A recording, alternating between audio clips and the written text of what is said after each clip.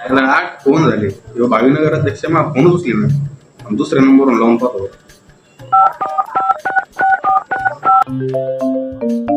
कोण आहे?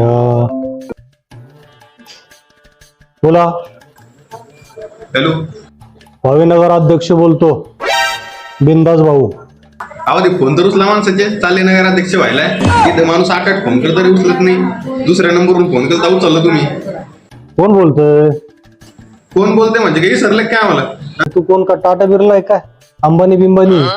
आमच्यामुळे निवडून आले तुम्ही. माझ्या घरात 10 मतदान आहे म्हणून तुम्ही निवडून आले. नाही तर काय आलं असतं माहिती तुम्हाला. अरे ओळखलं. मतदार होऊ विसरले काय?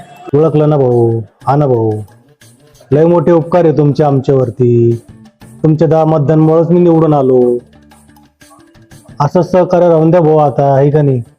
करा नगर अध्यक्ष वेळेस. ते आपले काम होतं तुमच्याकडं. बोला ना, काय काम होतं बोला ना. आपल्या गल्लीमध्ये पावसाळ्यामुळे लई चिखल झाले, चालता येत नाही, माणसाला गाड्या घालता येत नाही, काही करतात नाही. ते जरा मुरुम टाकतं का? लई चिखल झाला का? नगरपंचायतला नाही गेले का? हा ना, ते पण काम करत नाही. मी केलं असतं बरं का, पण आता कसं अजून ते आचारसंहिता नाही लागली ना. आता जरी मी 2-4 डंपर टाकले तिथं मुरुमच्या आणून, तर ते लक्षात राहत नाही लोकांच्या. असं जवळ आलं का, थोडेसे इलेक्शन जवळ आलं का, मग मी काय करीन, जे ना मुरुम टाकून देईन. टाकून देईन. कधी टाकताय? वाळूंगावर टाकतात काय तुम्ही? असे काम केलं तर कसं काय नगराध्यक्ष होते तुम्ही? काय झालं, मागच्या वेळेसच माझे 30 गेले होते, 30चे 40 पण वसूल नाही झाले. आता यावेळेस बी जास्त पैसे लागतील ना. कोणी व्याजान देणार आहे का पा असलं तर? यावेळेस जास्त पैसे लागतील नगराध्यक्ष व्हायला. पाहतो ना. काय कामच नाही भाई. एक धडका म्हणायची करून चाला नगराध्यक्ष व्हायला.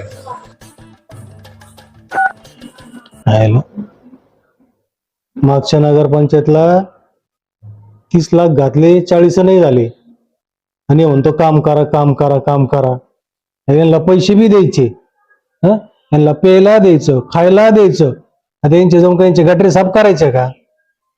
आमच्याकडे लक्ष नाही म्हणे, आमच्याकडे लक्ष नाही. एक नमुने येतात भाऊ.